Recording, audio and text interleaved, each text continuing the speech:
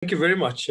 Firstly, Selvin, really pleased to be able to moderate this. I think it's a privilege to thank you for that. And also Gareth for inviting me. And I know you're doing some excellent work in the city around the concept of resilience, which I think coming from the work I do in Africa, broadly, the rest of Africa, I think the resilience work that you're doing is pioneering. So would encourage the people that continue to support the city to continue to do that, because I think it's fundamental to how we think about our future. There isn't enough resilience thinking going on. And when I used to run the Policy Futures unit in WWF, this was topmost on our thinking, because we tend to always look at problems and never look at opportunities and the ability to adapt and become more resilient. And I think just also for the audience, just to share that, I think the work that I found really inspiring is that of Nassim Nicholas Taleb. And I think one area that I think could complement the work that you're doing, Gareth, is to think about resilience in relationship to a concept that he is busy promoting, which is about anti-fragility. It's how systems actually are able to bounce back better than they were before. It's really fundamental to this. And it's about long-run ability to withstand long-run shocks. Pandemics are one of them. I think you should have a session of the lessons around pandemics and so on. But I think just to, before I kick off and introduce the speakers, just to ask also Selvin if we have opportunity for the audience to interact, if they were to raise their hands, because I'm not sure if we've clarified that, if that's okay. That's fine. It's entirely how we'd like to run the session. Okay. But the audience also more than welcome to put a note in the chat, and we can pick it up from there as well. Okay. So we'll have two ways. The one way is for the audience to put questions on the chat or to make comments, and the other is just to raise your hand. Then in terms of the approach we're going to take into looking at this specific topic about under the umbrella of the futurecasting, particularly around energy resilience. And I think it's a very timely conversation. There's a lot happening in the space nationally and within the city. I think lots of the audience here are very eager to understand what's going on. We have really good 4 speakers who are at the top of understanding these issues. I'll just briefly say just say who the speakers are. Their bios are actually on the website of the EDP. So I don't want to go into too much details about each of them. I think the first speaker would be really Leila Weideman. She's a director of sustainable energy markets. Also important to recognize that Leila has come a long way. She's worked in this sector and particularly for energy companies for many years and knows the topic quite well. And I think that what the city is doing in setting up a sustainable energy section and directorate is really exciting space, and she will cover the work of the city. Each speaker has about 10 minutes. I will put my camera off, and then when I put my camera on, there's 1 minute left. So just to prod you to rather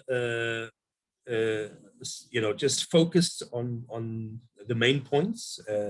Sometimes less is more. And then we have Louise Scholz, who's a senior program manager at the WFSA. She's, I think, the head of urban programs now. And then we've got Karen Kritzinger, senior researcher at the Center for Renewable and Sustainable Energy. And then Bruce Raw, chief strategy officer for Green Cape. Funnily, I have had a career with all 3 of these organizations. So I know them intimately. So if I don't want to do too much talking. I think the audience wants to listen to the speakers. So I'm going to invite Leila to come and say a few opening remarks. And Leila, if I can hand the floor over to you, and then I'll ask Louise and and Karen and so on. And then we'll take Q&As after that, if that's okay. I will ask some questions, but I'll also get the audience to engage with you. Thanks. Thank you, Saliem and Salwan. There's so much that can be said on this topic, as Saliem said.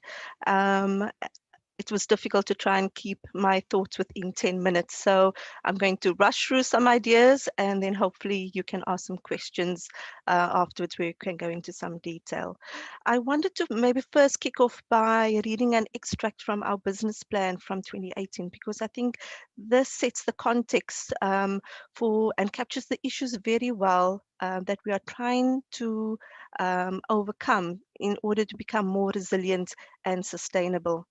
And it says the challenges facing the electricity distribution industry in South Africa and the changing energy landscape globally to a decentralized and increasingly unbundled, market-driven, distributed energy system means that an alternative business model for local government utilities needs to be explored and established. The city has to increasingly deal with the challenges of reduction in electricity sales, customer retention, increasing tariffs over CPIX and customers' ability to pay, cities' growth in subsidized services, electricity bulk supply constraints resulting in load shedding, challenges associated with carbon emission targets and our climate crisis, and then finally, the impact of energy efficiency, renewable energy, and new technologies on existing systems and models. So what are we doing as a city? In addition to energy efficiency, demand side management, and investigating options to deal with energy poverty, the city is also looking at diversifying its supply to meet its carbon neutral 2050 goal, and particularly in light of our national utility not providing a reliable electricity supply based on sustainable sources. So our 5 interventions in terms of project implementation is the first one, developing our own renewable energy assets, and we're starting with a project in Atlantis, a 10 megawatt project. We're hoping over the next 10 years to potentially build out 50 megawatts of renewable energy, either PV or waste to energy. And we must keep in mind that 50 megawatts of solar, which has about 28% capacity factor, is only about 1% of our energy purchases from Eskom. The second area that we're working in, we're hoping to launch our tender for a call for independent power producers to supply the city with renewable energy. And these projects should be located within the city's grid. And we're hoping to secure about 200 megawatts from that process. The third process is a larger scale renewable. So while those projects are maximum 20 megawatts, but on average about 10 megawatts, we're hoping through a larger scale IPP program to secure about 300 to 500 megawatts from projects located outside of the city that would then be wheeled across the Eskom network and fed into our local distribution network. We're hoping to secure between 300 and 500 megawatts from that program. We're also working on a wheeling framework where a renewable energy generator can transact with a electricity with an off-taker within our grid that would like to use renewable energy and green energy for credits, etc. We also finally, the city was the first city in South Africa to develop a tariff and a policy for small-scale embedded generation.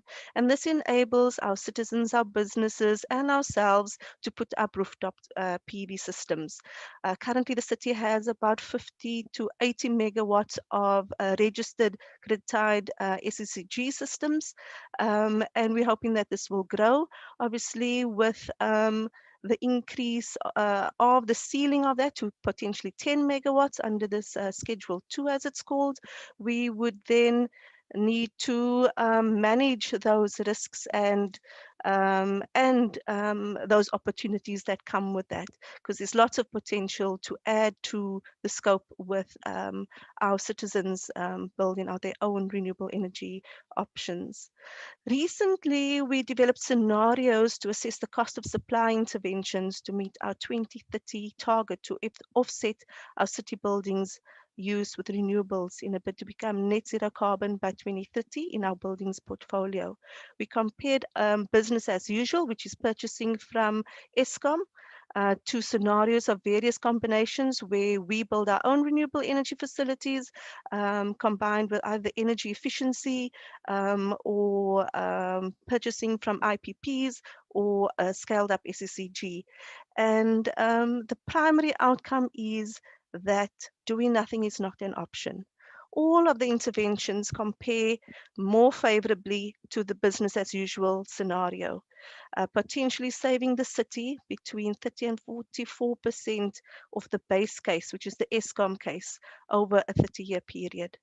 The best total cost of ownership outcome ended up being the own build with scaled energy efficiency, or closely followed by own build backed up by embedded IPP or SSCG. So aside from the national regulatory requirements that are uncertain, the timeframes that are uncertain in terms of that national regulatory requirements that frame either us building our own generation facilities or procuring from IPPs, there's other constraints like land constraints within the city. The procurement costs in the public sphere is more expensive than the private sector. The extended time frames brought on by compliance requirements for spending public funds is another hurdle. But one of the more significant constraints to achieving this energy transition in any municipality is capacity and skills. A new skill set is required that hasn't been there before. Skills such as renewable energy project development on the legal side of contracts such as PPAs, and then eventually we will need staff for operation and maintenance of these new facilities. Municipalities find it very difficult to compete with the private sector to obtain the skills and then retain those skills. It's a very specialized and highly in demand set of skills that is required to implement what is needed in this transition.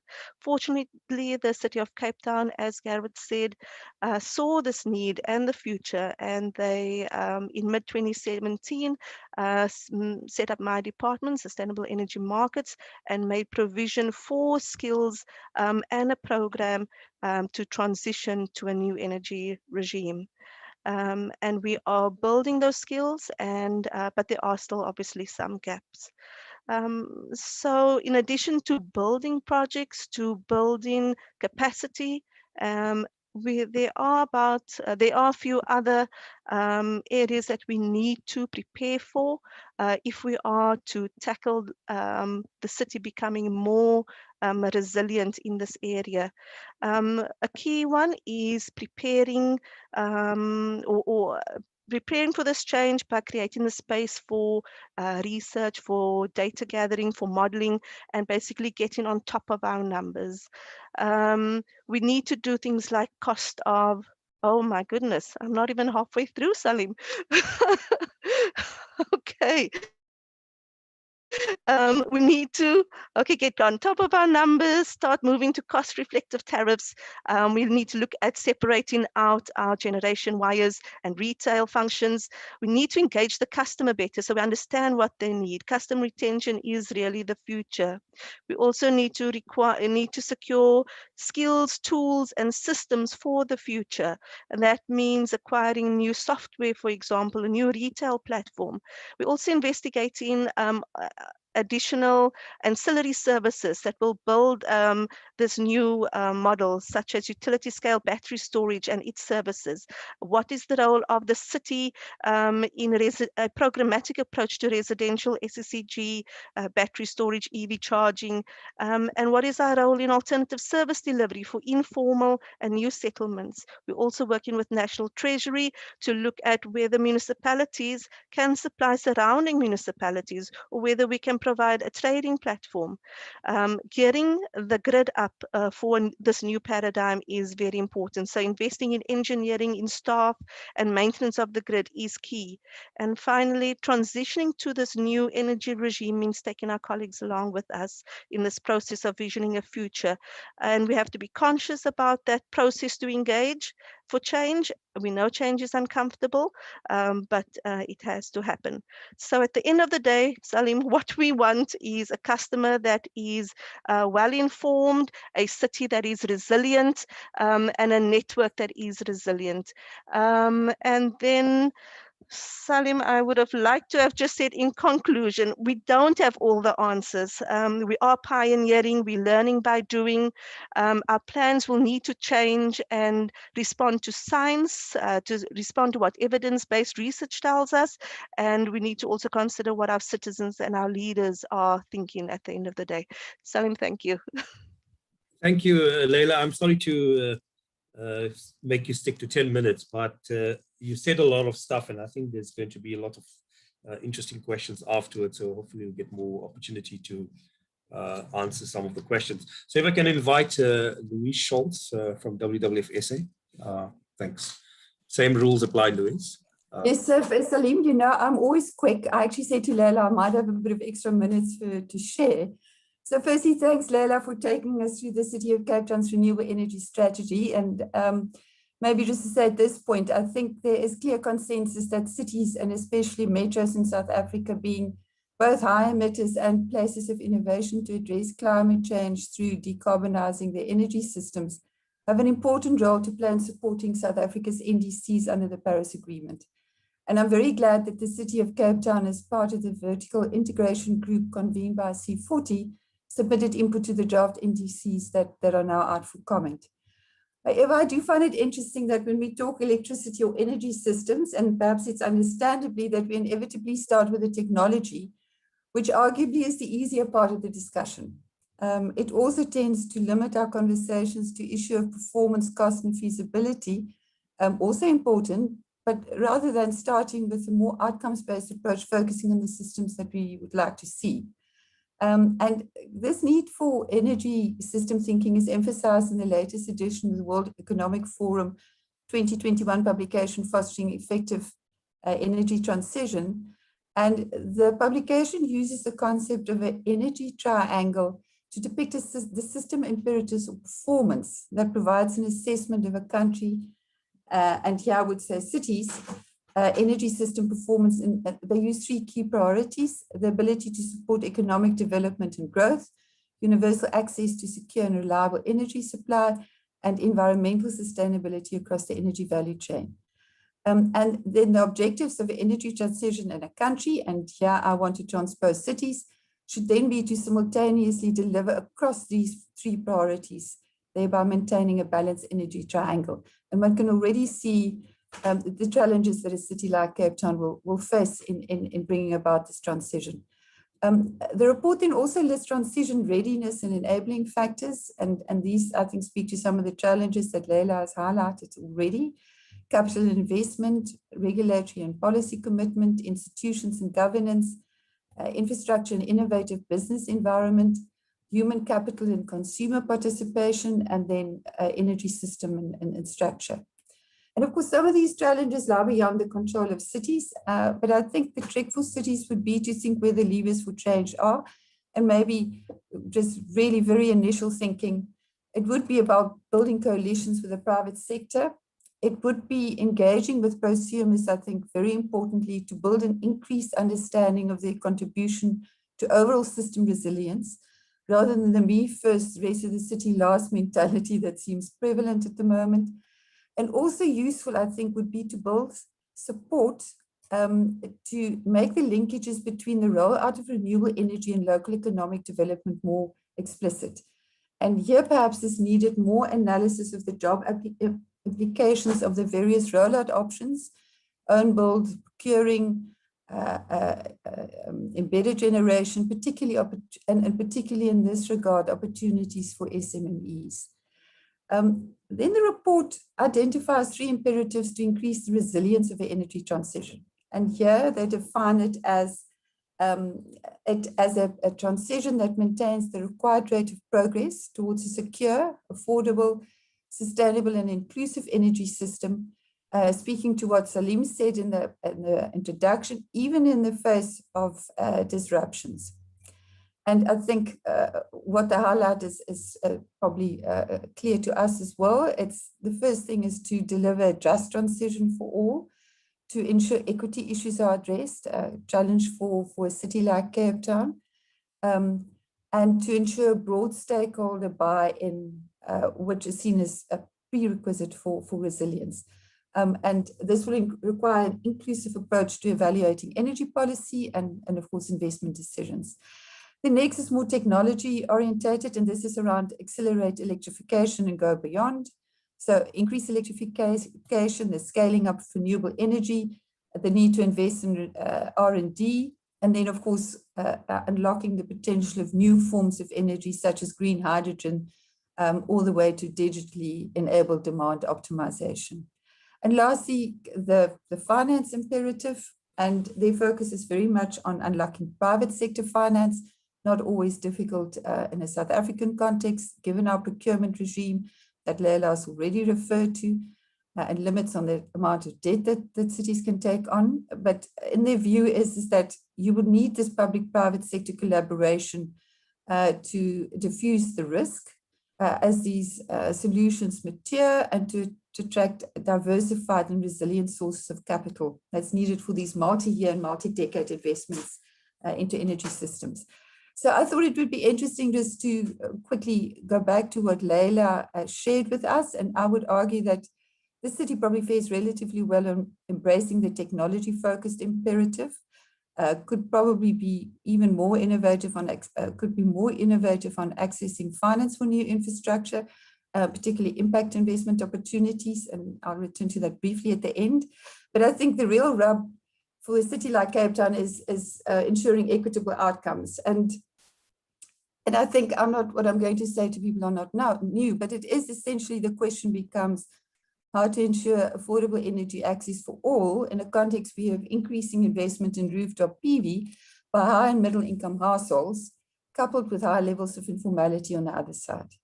And I mean, we all know rooftop PV installations, while greening the grid, comes at a cost to municipalities. There's reduced revenue, there's technical issues relating to grid infrastructure maintenance and strengthening of the grid to manage variability that's introduced by the feeding of RE, and all of these have financial implications. And in addition, research that's been done by WWF and the Center for Renewable Energy Studies, and my colleague Karen is on the call today from the center, shows that the biggest deterrent to a household investment in rooftop PV is the upfront capital cost of the technology, while the biggest driver is increasing electricity prices and familiarity with the technology. In other words, if your neighbors and friends already have systems.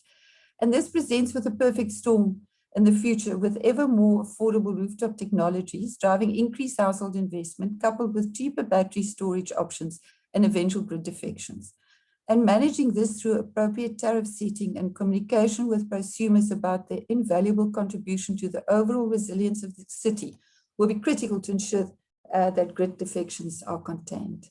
And then on the other hand, a future of increased informality, given that there's nationally been a step away from providing subsidized housing, coupled with ongoing immigration. And of course, this presents the city with a double whammy: more demand for services, but no commensurate inflow to the city fiscus. And this is in a context where the city's own research shows that the existing free basic allocation is insufficient to provide an adequate level of electricity to low-income households. And whilst increasing this level of subsidization would be the easiest option and provides co-benefits related to better health outcomes and reduced fire risks, amongst others, This does not seem likely given the constrained fiscus. And moreover, increasing this subsidy will not lead to an equitable outcome, as it will only favor poor households that are grid connected, something which came out very strongly in modeling done by the International Institute for Sustainable Development as part of an ongoing WWF City Focus project, not City of Cape Town specific, aimed at strengthening collaboration between cities and the private sector. Here, I think there's potential work, as highlighted already, relating to linking entrepreneurial opportunities to energy services in informal settlements, rolling out something similar to the iShack model, but at a much more ambitious scale, looking at potential impact investment models, tapping into local debt markets, and using different blending models and expanding carbon credit schemes to see how this infrastructure can be supported in some way. And I'm finished, Saliem, as you can see, under 10 minutes. Thank you. Are you done? Sure. Okay. Thank you very much. Can I invite Karen Fitzinger from the Center for Renewable Energy? Karen, 10 minutes. Thank you. Hi, good day. Yes. Hi. So I'm Karen Fitzinger, and thank you, Leila and Louise, for your interesting and succinct presentations. I think it was very well prepared and to the point. Sorry, I'm on my phone and it keeps on slipping because my computer decided to restart this morning. So yes, my presentation is much more messy because I think this whole area of resilience and renewable energy and cities, it is a very messy arena for us to look at.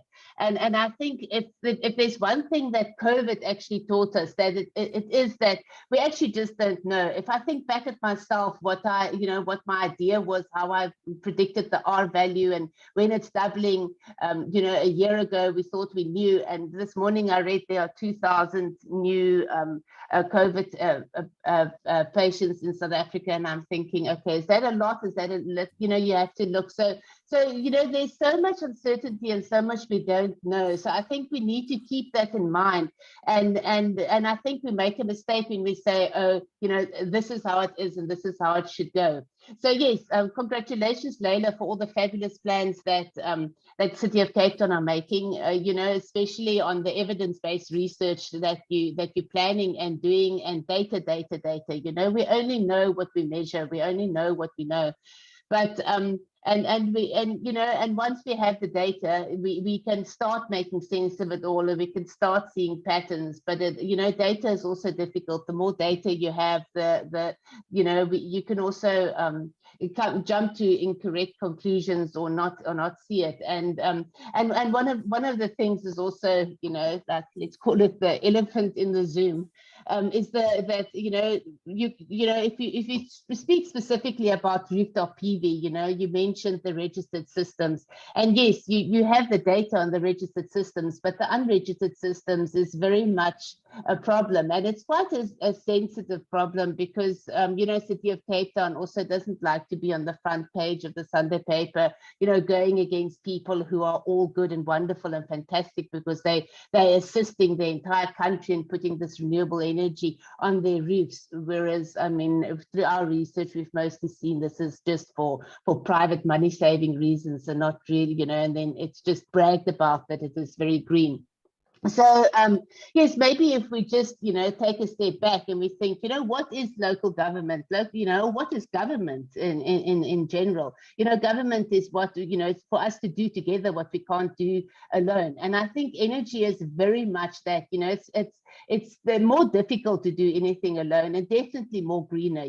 People talk of but off grid and sort of independence of the grid and all of these things, sort of generally in the area of this is green. It's green to be independent. It's green to be sort of off grid, whereas usually it isn't. If you look at all the international modeling that's being done on 100% carbon free, renewable, whatever, the one thing that all of them include is a very strong growth, especially in electricity, electricity demand, and that is usually an energy switch. Some of it is also an extra demand that they they're putting in, but it's definitely, you know, a switch from, you know, from your gas system or from your you know, from other fuels, you know, typically for your house, you know, heating in the house or your water heating, etc.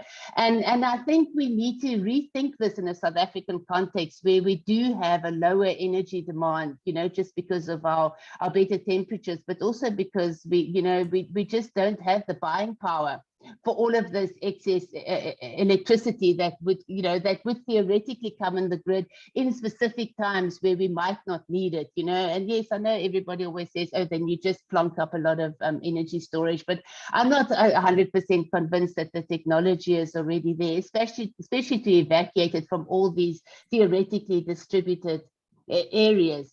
The other thing that I also think that we need to just, you know, like what are we saying with what we are saying is this whole privatization drive, you know, putting things in private hands where we're saying, oh, because it's more efficient and it's cheaper and we're going to save so much money, which is a bit contradictory because actually, you know, private is all about profit and government is all about, you know, you do not make a profit, you just, you know, allocate it and it would be done in a more fair way for, you know, and as Louise pointed out, you know, equitable. We need to think about equity and we need to think about how we bring these, you know, privately owned entities in and whether it really does make sense in the long term, you know, what we're going to put into private hands and what we're going to put into to government hands and who are the, you know, so that even if you look at the customers who go, you know, sort of like who install these systems, they are the people with, as Louise rightly pointed out, the people who have the access to the capital. So they are the people who have the money, and they you know, and they're also speaking with a voice of privilege and a voice of often a voice of power, you know, and it's a very loud voice, and to you know, sort of like then it's sort of guised in the idea of being really green and wonderful and saving the earth, but we need to Louise, you're not muted, but it's sort of irritating me. Yeah, thank you, Louise. So yeah, so yes. The other thing that I also think that we often sort of don't keep in mind when we have all of these discussions about resilience and cities and more sort of like on the energy system. You know, we love to bash Eskom. We love also not as, I mean, it's a favorite pastime of South Africans to actually bash Eskom, but they're so easy to bash. You know, and but also municipalities, and we do that in the context of them, you know, they you know, they don't know what they're doing. They don't, you know, you know, it's very easy to criticize like that. But actually, you know, if you talk about Eskom and cities and metros, they us, you know. Local government is what we do together if we can't do it ourselves, you know, and Eskom is government owned. We, you know, we actually have a lot of influence in how all of that plays out. I mean, I know that the, you know, changes in all of these systems happen very slowly. It happens fast in the private sector. It can adjust incredibly quickly, but it is because it is only about own, you know, what's in it for me, you know, and the government and also Eskom need to look at all the different sectors and all the different, you know, kind of work out what is equitable, what, you know, what are the influences, take the responsibility for all of that. And we have an influence in that, you know, and maybe it won't change as fast as in the private sector, but maybe it will change more for the better good. And we will be able to, you know, to do that. And, you know, I mean, 20 years or 30 years or maybe, you know, however long it takes, but have a more resilient system for the whole of South Africa and the world. And I can end here. I can still carry on for half an hour as well, but I'll end. Oh, please don't. We'll get a chance afterwards. Thank you. I know you'll carry on as long as you want to, Saliem. There's no moderator Rose, for the moderator. Rose, can I invite you? Thank you. Karen. Thank Thanks. you. Right. Thanks, and hello to everyone. So I'm going to shift the thinking slightly here. So where we're sitting in the discussion around embedded generation and IPPs and renewables coming into the grid. So this was a very big topic in the future of municipalities when we were talking about it in 2015. And I sort of almost throw the pigeon among the cats and argue that that reality is with us already. We're well past the point of grid price parity for rooftop PV, especially on the larger roofs. We're already in a stage where you can see that the municipal business of selling electrons is not really viable anymore. And we're seeing the impacts of that coming on. So in the spirit of future casting and looking forward, to me, the really interesting aspect of what's coming forward can be seen if we look in South Africa's current resource plan. So when we were talking about what needs to happen in the future in 2015, the resource plan still was not updated since 2010. There were thoughts about it, but South Africa was still building Medupi and Kusile, still very much on a coal future and hadn't shifted. If we look at where our resource plan at the moment is heading, it's building almost entirely renewable energy sources. So that's a very good sign moving into the future, but it also gives some strong signals to municipalities and metros as to where the future of South Africa's energy is headed. And what we're going to see from that is the new energy coming online, assuming we manage to roll out the IRP as planned, which I think is likely based on the movement we've seen so far. It means that the energy that we're procuring is no longer going to be more and more expenses every year, and not based on very large long-term capital infrastructure projects. The infrastructure payoff time of a renewable energy plant is much shorter, and the first plants we put online are going to start reaching end of life, which means that they'll have paid themselves off. So over time, we're going to see that this trend that we've had for the last 5 to 10 years of consistently rising energy prices and energy being the most expensive, getting more and more expensive, and that being the major challenge, is going to start over time shifting. And what we're going to see is that it's not just energy that's difficult, it's really the grid services, the availability of the grid, and the ability to make sure we've balanced the grid and that we're balancing the variability in the grid and managing the grid. These services are going to be what becomes more and more expensive and more difficult. So that gives a nice insight as to where the city's role can really take place. And Leila's mentioned a couple of the mechanisms the city has started putting in place to get in there and to start making that a reality. Some of the ones that hopefully we'll be seeing come into play very soon is structures like wheeling. And I think this approach from the city is something that going forward into the future is going to reap strong benefits and rewards. There is a level of ability for municipalities to assist in the government procurement of larger scale renewable energy. But there are limited advantages to it being specifically the city as opposed to a national buyer. What really does help is the city's thinking around how it becomes a grid service provider. And that's going to open up markets where we're looking at electric vehicles or hydrogen powered vehicles that are running on fuel cells, and the creation of hydrogen through electricity is potentially an option.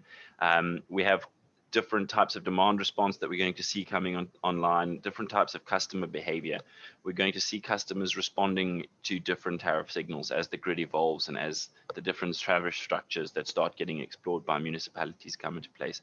So I think it puts us in a very exciting future where the city's role is more and more going to be around driving a business that provides services, and you can call it a business because that's how it's sort of currently structured in the city, but really it's changing the types of service that are provided, right? So it's no longer a service of we will resell electrons from Eskom. It's going to move more and more into a service of we will make sure that you have the energy supply and access to purchase energy over time. And there's a lot of talk around alternate service delivery and how you can make equitable systems work in that space. And I think that technology is going to, over time, catch up with the ideas and thoughts of these systems. And we're going to see a space where alternate service delivery type systems are going to become more and more viable and require less and less subsidy. So the pilots we've been rolling out have shown very good uptake of these types of systems and services. There is a lot of challenges in that space. It's not an easy space to move forward, but I think the city's role in that space is going to be something that's very exciting in the future as well. And the last bit I think is going to be really important for the city to get right as we move forward is the impact of carbon taxes and tariffs across the world, especially with the European Union moving towards their new green system, placing tariffs on carbon products with high carbon footprints. The ability of cities to offer their residents and businesses cleaner energy or access to cleaner energy, or an ability to show that they have no carbon footprint through systems like banking of wheeled energy is going to become more and more important for the city's citizens. So I think that's something we're going to see as a very interesting space in terms of, and the city's tariffs are already leaning towards some of the thinking that's gone into that space with a tariff that allows you to keep the green credits for energy wheeled into the grid. So yeah, I think that's where the most exciting opportunities, if we look further into the future, are for me. Thanks. Thank you, Bruce. You look like you're in a helicopter or something, but can I invite the speakers, and including Gareth, if he wants, to just put their cameras on. And then I just want to summarize a few points that each of the speakers made, which I thought they shared a very diverse and rich views. There are one or two points that I think may be of relevance where there might not be total agreement. But just a couple of points just to set the tone for the discussion, and the speakers could respond to them. And then I would also like the audience members to put up their hand. And I think, Sylvan, you've got some team members there who are sort of monitoring any request to ask a question or speak. But I thought I'll pick up a couple of things. I think there's a very definite need to think about future electricity costs and system costs. And I think Louise mentioned this, and sort of Karen has also raised this. And it's not clear that cheaper least cost technologies will deliver an overall systems cost that is cheaper to the consumer, because there are lots of other factors that go into driving costs of the system. So I'm always, a bit skeptical when people say, we can get you cheap renewables, but then I ask, okay, but what's the tariff going to look like for the consumer at the end of this story? And often those benefits of cheaper technology, generation technologies, they don't often get transferred to the consumer, which then leaves you with a dilemma of still further possible disruptions through defection and potentially other problems in having to manage this disruption. So I think this paradox of cheaper technology versus systems costs and continued cycle of defection, because if people did self-generate, they might still be able to beat the overall systems cost in a competitive way. So that's, I think, Leila, if you could talk to that, and maybe Louise and Karen and Bruce as well. So I just want to understand how that paradox will be resolved. The other question I have is the power of the city to manage its own transition, because you are stuck with a national framework. And the minister did pass a gazette in October to allow municipalities to procure from IPPs, but there's a whole lot of rules that govern it. You have to actually develop a business plan, and the minister has to tick off that it adheres to the IRP. So I just want to, maybe if you could speak to what the status is. And then I think fundamentally in the long run, Gareth, maybe this is more relevant for you, is resilience doesn't necessarily mean about the distribution and the flexibility of the power system, but in this case of the city, it's also about fiscal resilience, the ability to be able to have the fiscal space to be able to continue to not only manage generation capital costs, but also other infrastructure costs, because the demand for energy is going to grow, and there are lots of people that need to be serviced. And what kind of fiscal space and room do you have, and resilience do you have to manage this, plus other complex other things that the city is doing. And there's been a consistent question on the chat about the cost of electricity, inequality of access, and this balancing act that the city has. And as the national situation, if it doesn't improve in terms of growth and so on, the burden on the city is going to grow. Then I think, Leila, you talked about sort of three things in terms of how you're going to manage the diversification of your energy security. I still feel that a lot of what you're talking about is diversification of energy security, but not really resilience in the way I understand it. But maybe I'm not very clever, so I don't fully appreciate the deeper meaning of resilience. But clearly the reliance on one monopoly, which is Eskom, is effectively what we are busy seeing an attempt to break away from. And the role of the city is very important. The city's own procurement, the timeframes for when you think that will happen. And then this huge potential for self-generation, which if we get the 10 megawatt and beyond, you could see up to 5, maybe 7 gigawatts of embedded generation nationally. So I'd be curious to know what share the city can see happening. And then, of course, in the last resort, we have Car Power with a 20-year contract, which can supply gas power to all of us at very high cost. So if I can leave you with those, Leila, do you want to respond? And maybe I can ask others. Thanks. There were many questions there, Saliem. I'm not sure which one you want me to respond to first. No, I think more around the city and its procurement stuff and the systems cost. Okay. Yeah. Okay. You're right. The diversification of our sources is one component of becoming more resilient. I've mentioned some of the other avenues that we would need to tackle. For example, there's a huge issue of, by 2030, the city is going to be, 50% of the city is going to be informal. And that's a very different profile to what we have today. So subsidies could double by then, but the revenue base will halve.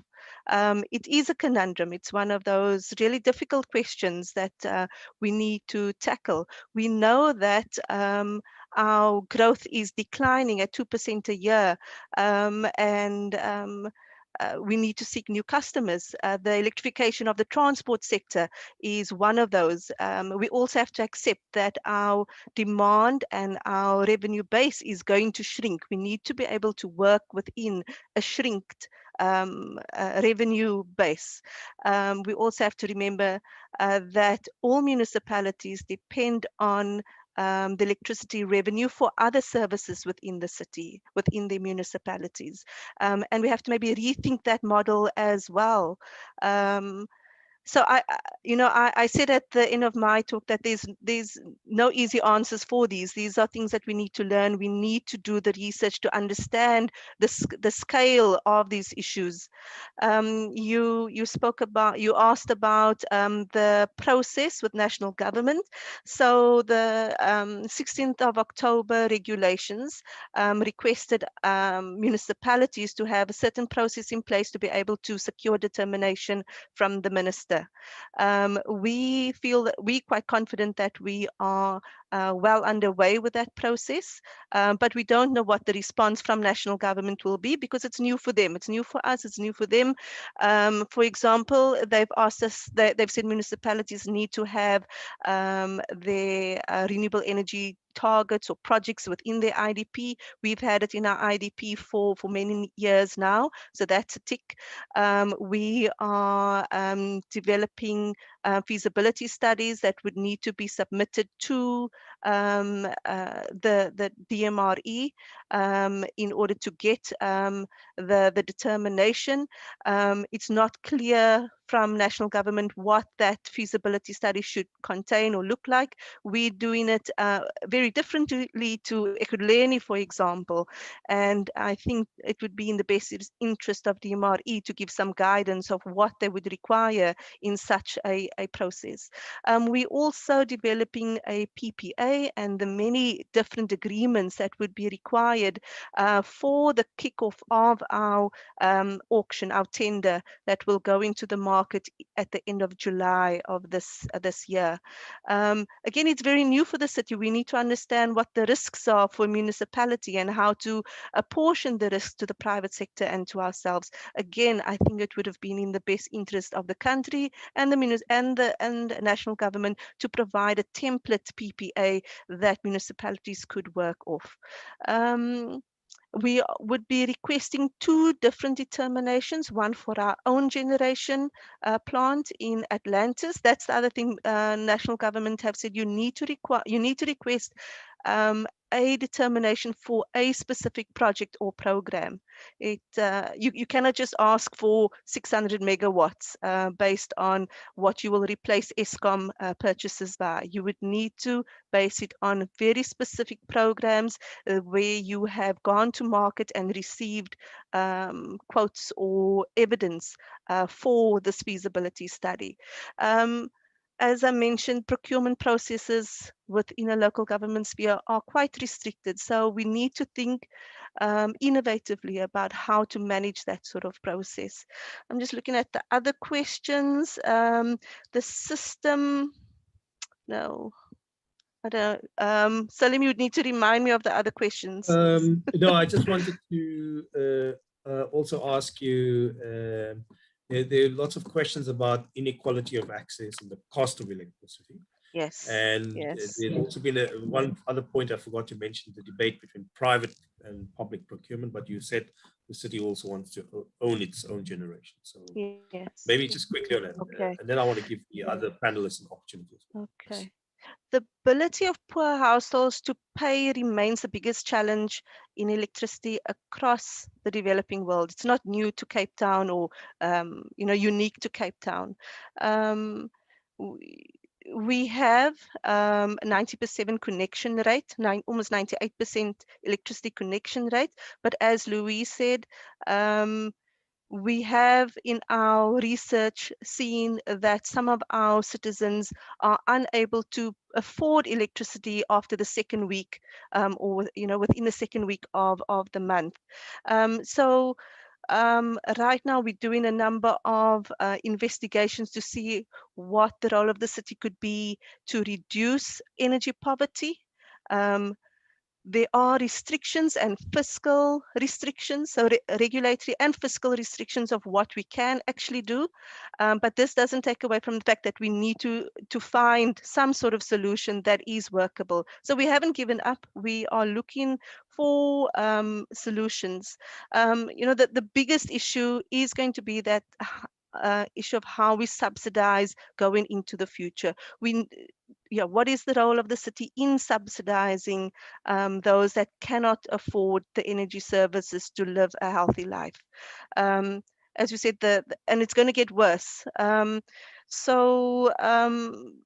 Like Bruce said, we're investigating alternative forms of electricity services, but we also want to provide our citizens with a high quality service. So there's that balancing act as well. Mini grids can't do everything, or solar home systems can't do everything that a household would want. And then again, communication and building understanding within our communities around this issue becomes important. Electricity prices, if worked off, as you said, technology costs will come down, but we do not know how Eskom is going to respond to municipalities and others going more off-grid. They're going to be the supplier of last resort. They're going to cost for that. They're going to put up their prices to accommodate those changes that will come. So the overall system costs is likely to remain the same. And maybe decrease slightly. But again, it is something that we need to monitor, we need to investigate, and then we need to plan for. Thank you, Saliem. Thanks, Leila, Louise?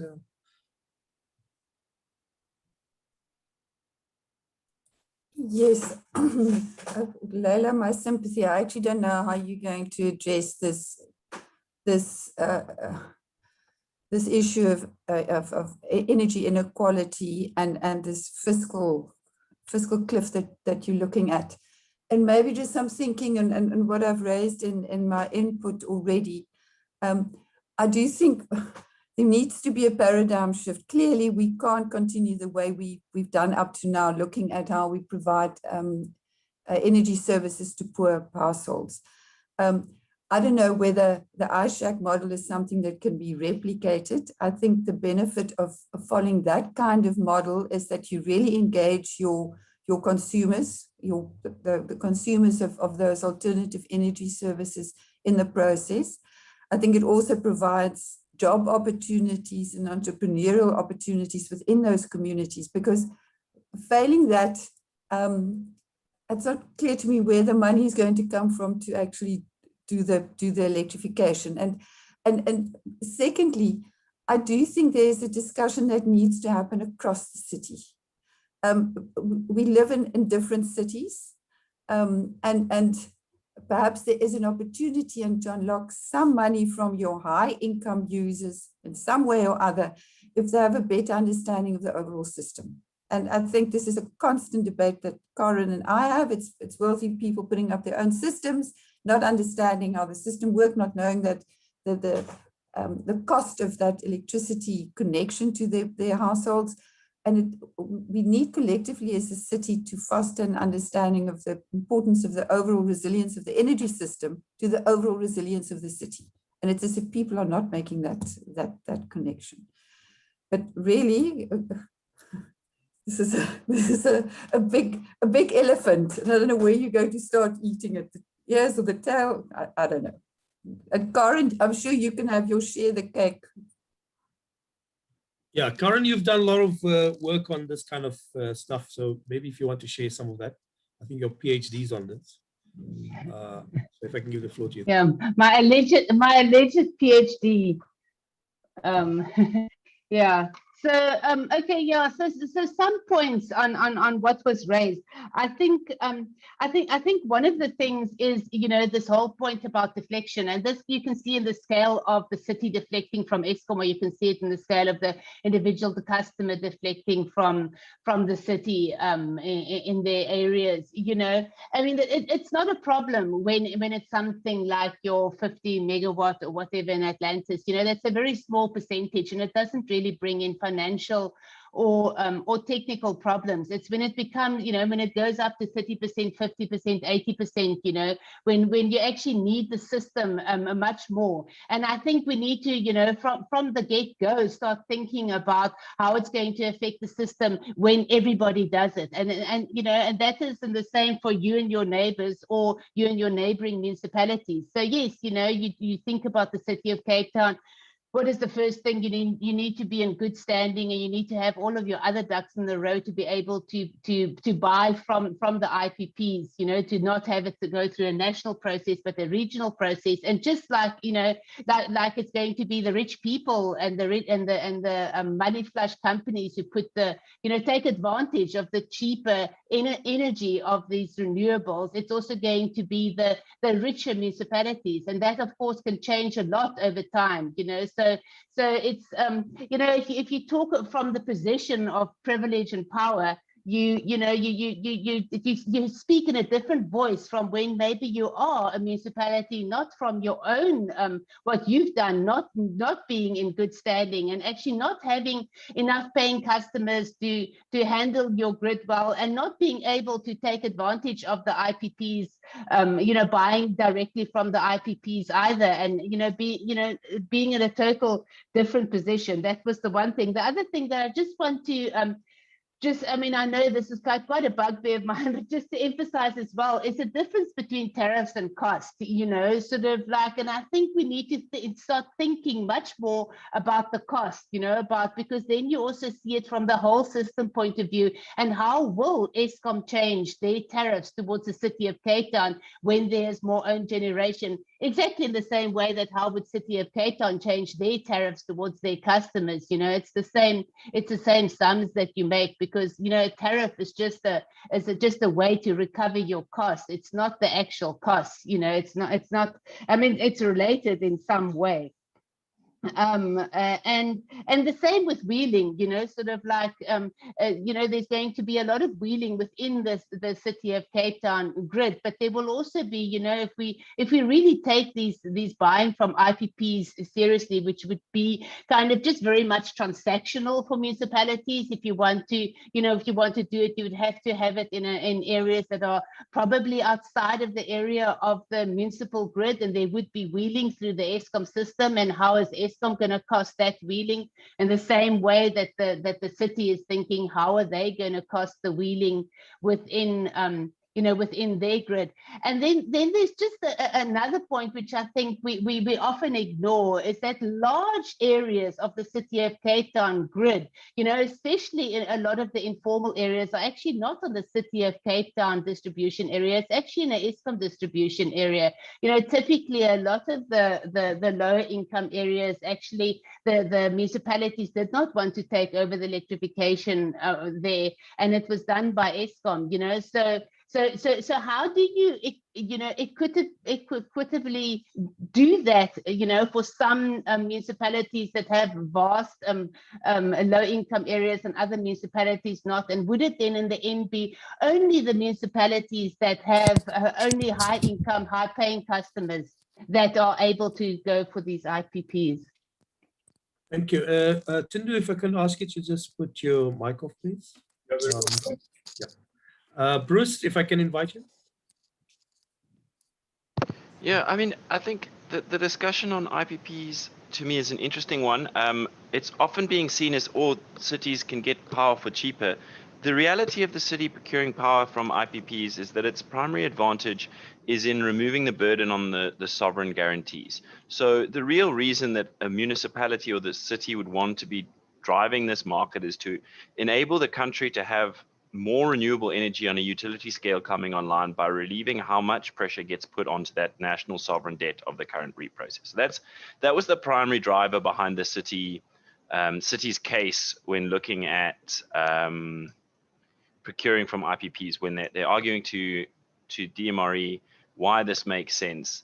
Right from day one, that was sort of one of the key arguments that made it really valuable. So especially when you look at the impact of long-term purchasing of municipalities, you really have to be able to continually procure power to be able to keep up with the decreasing technology costs. So if you want to work in be playing in the energy generation space, as prices of new technology decrease, you have to continue to purchase the cheapest, most up-to-date power and increase your power base to be able to compete with what the national grid is going to be doing. So if Eskom is buying cheaper renewables every year and the city buys power once, and then in 10 years' time, they still only have that one generator. That one generator is going to be the most expensive power that the city buys, because it's not going to have been mixed in with all of the newer power. It's not going to hit the advantages of that you're seeing in the national system. So that's one of the interesting points that I think is often missed.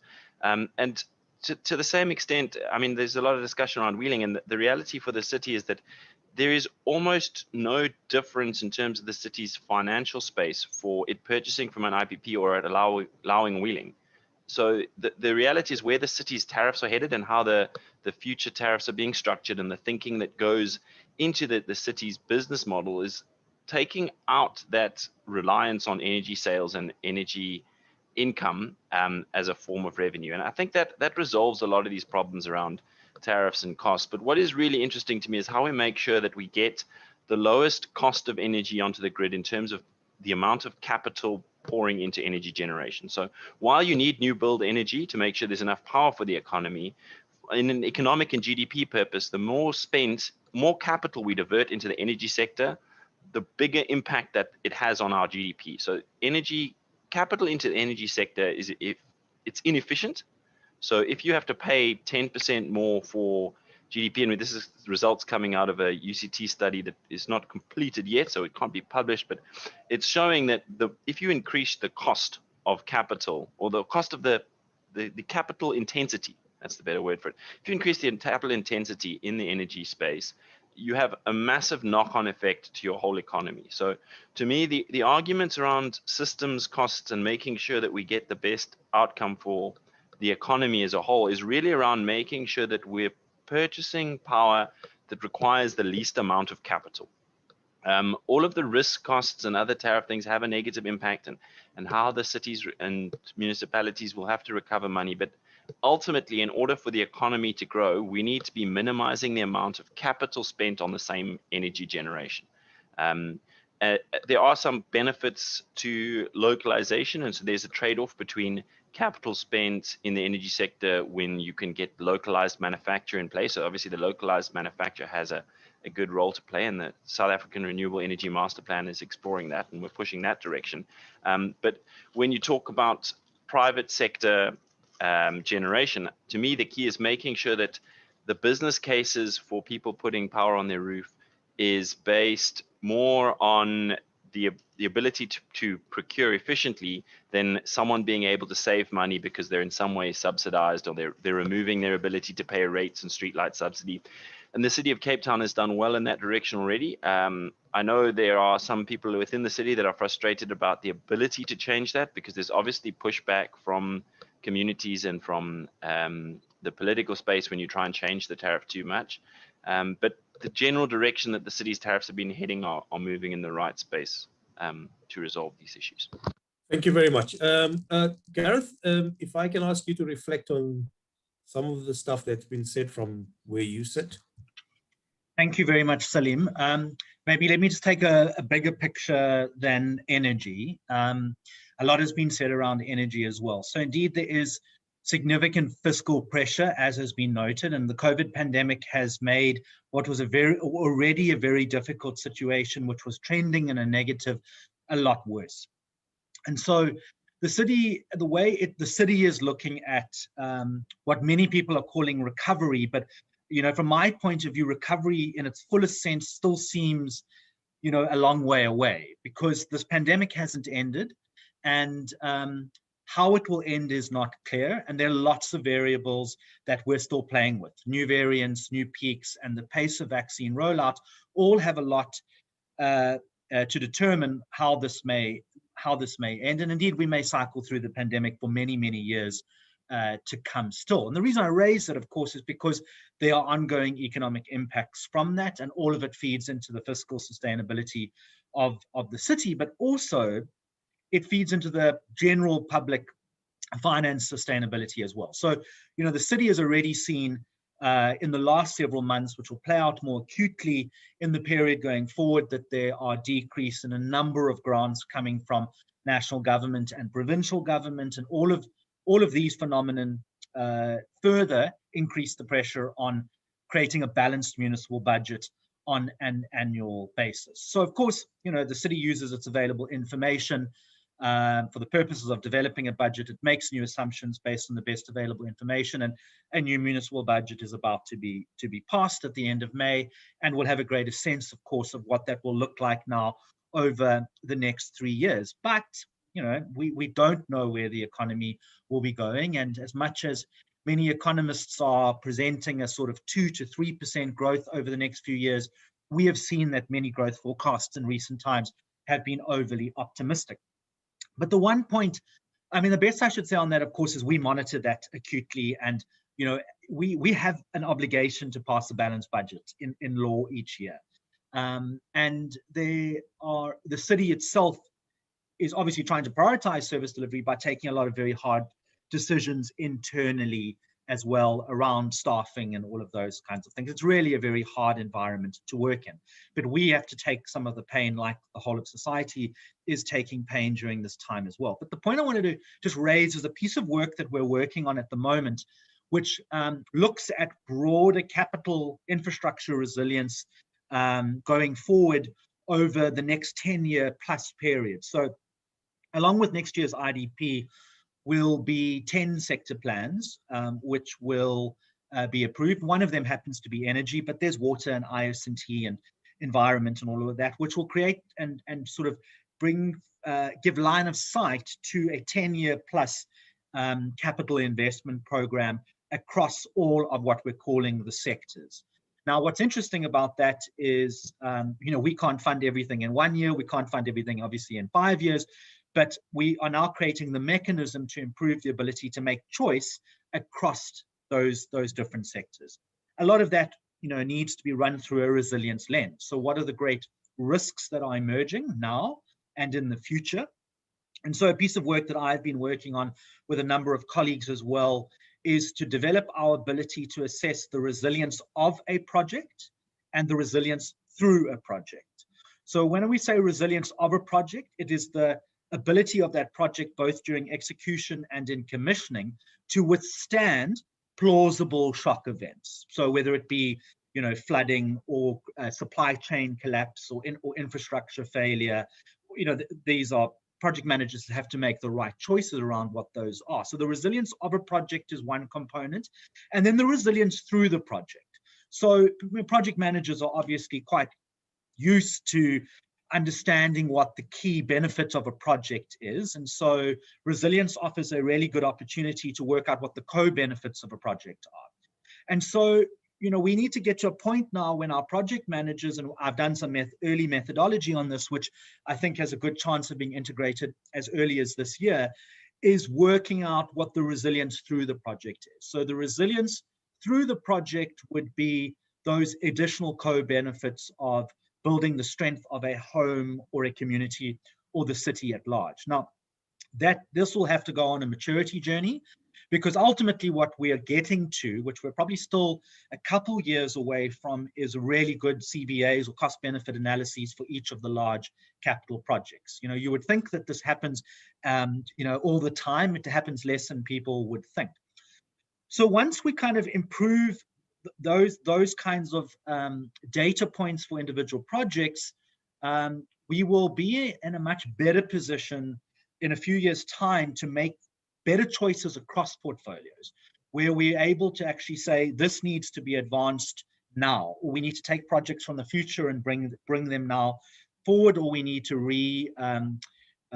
reschedule projects now into the future. And so using resilience lens is going to be very, very important, because it's going to bring risk, both risk being addressed and risk which is not being addressed. So for example, to move more broadly, we're investing, as everyone would know, heavily into water augmentation projects over the next 7 years. And that's because we have memory, we have recency around the day zero drought. Now, of course, there are good reasons why we must invest. And so I'm not saying we shouldn't, we definitely must invest.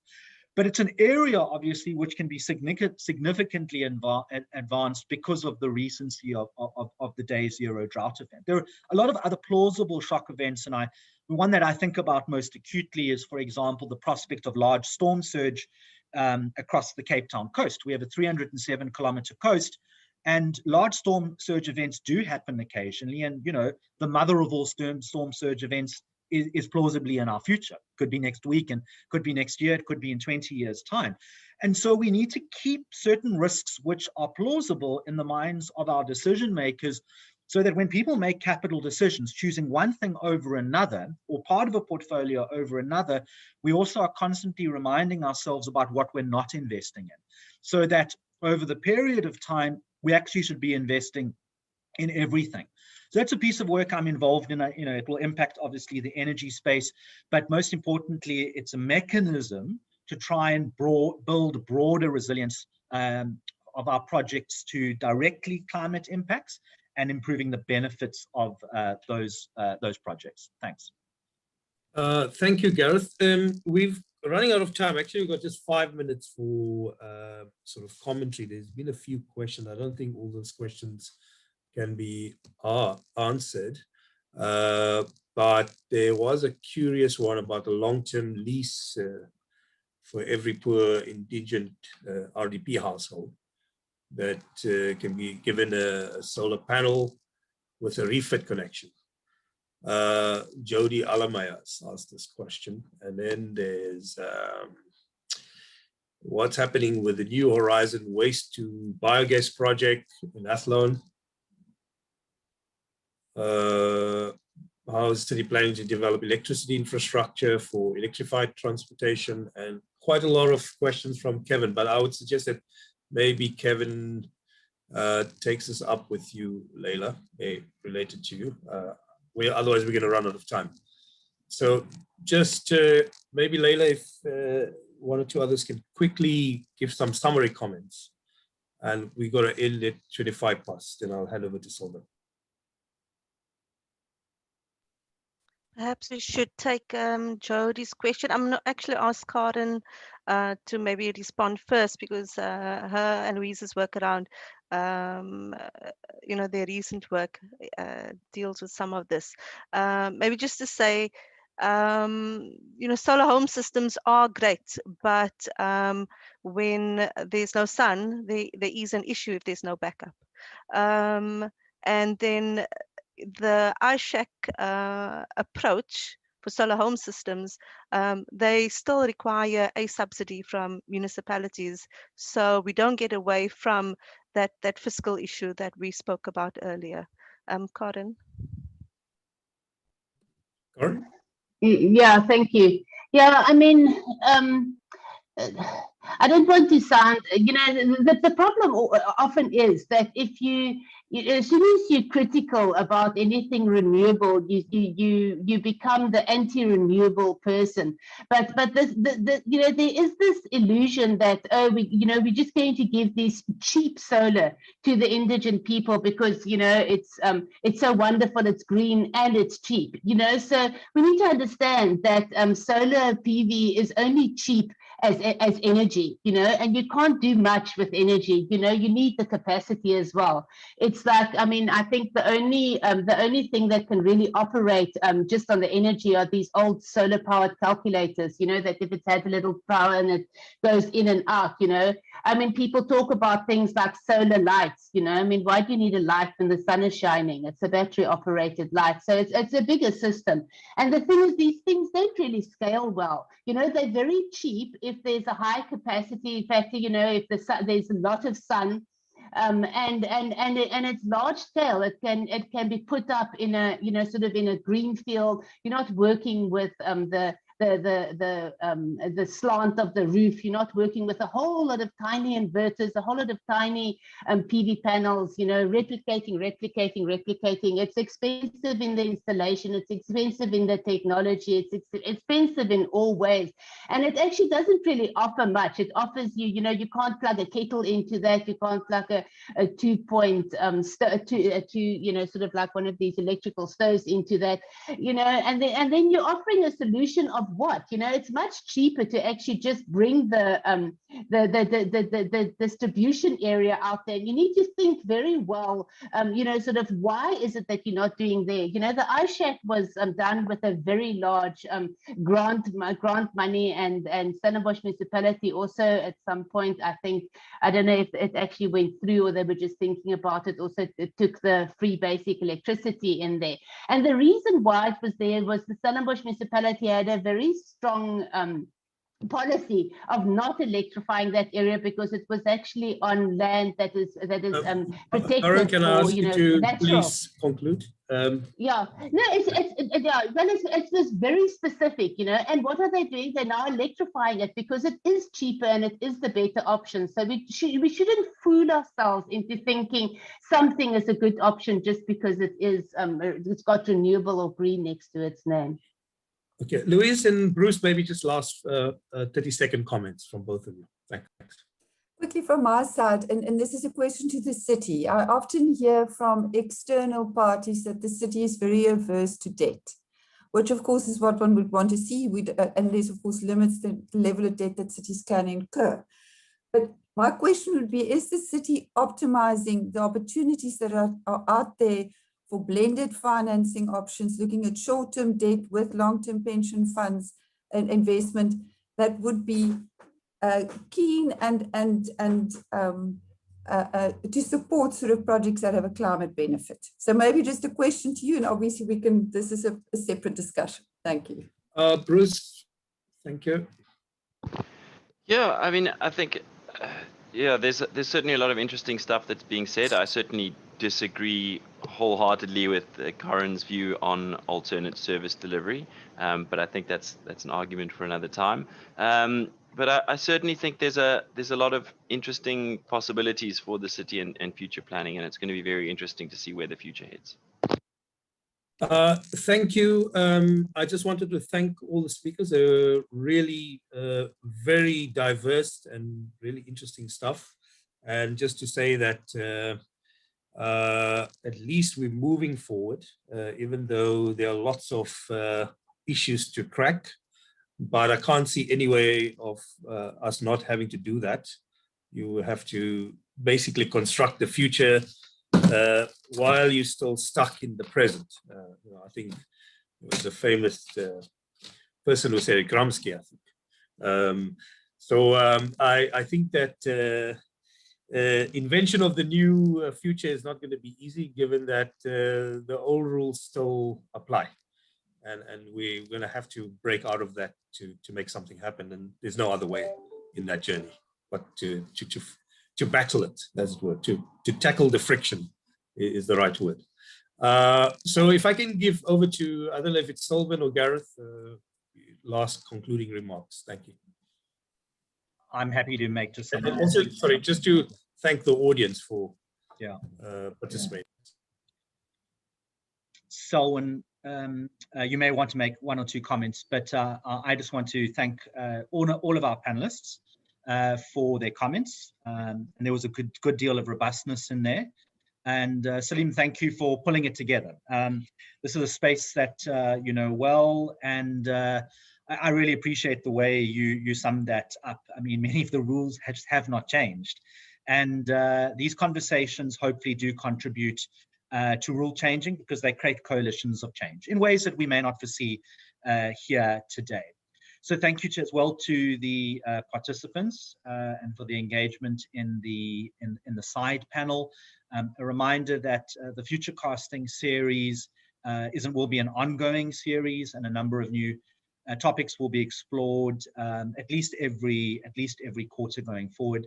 And I'd like to hand back to Selwyn, the partner for this event, to perhaps have the very final word. Thank you very much. Thank you, Gareth, and thank you, Saliem. To echo Gareth's thanks to all the speakers. I think it is very informative. From my side, you know, I think the general perception out there is that the IPPs would be the silver bullet, but it's not. You know, there's other challenges other than technical that will have to be addressed. And I think partnerships is quite critical in addressing these issues and these long-standing challenges that we'll have to see and address in the way municipalities operate itself. So thank you very much for your time, to all the participants as well. Just to let you know that the next Futurecasting session is on the 23rd of June. The focus at the moment will be busy finalizing the focus, but I will be in contact and share the event and the focus of the event with you in due course. So that's on the 23rd of June, same time from 10 to 11:30. Thank you to everybody and for your participation. Thank you. Thank you, everybody. Bye.